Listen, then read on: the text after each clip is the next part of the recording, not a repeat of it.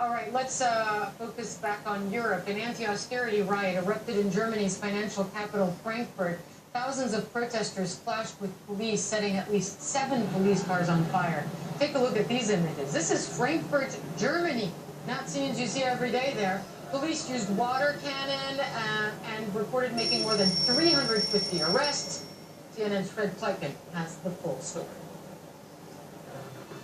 The Frankfurt police says it wasn't surprised by the fact that there was violence happening at that event. However, they do say what surprised them was the fact that the violence started as early as it did, and also that it was as bad as it was. What happened was, in the early morning hours, Frankfurt police formed a security cordon around the new office tower of the European Central Bank because of the ceremony, the inauguration ceremony that took place there this day before noon.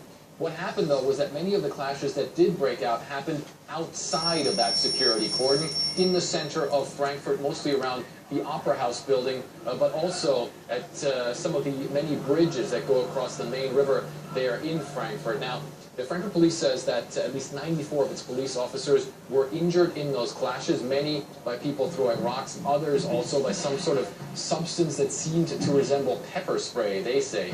The movement that organized all this is called Blockupy. They're a coalition of about 90 organizations that have various goals. The Syriza party, which of course is in power in Greece, is actually also part of the Blockupy movement.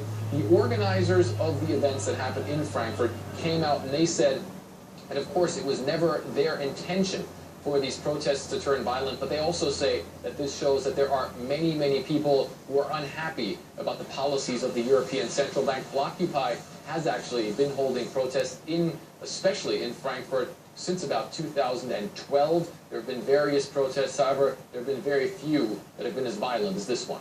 Fred Pleitgen, CNN, Berlin. In the U.S. state of Arizona, police say a suspect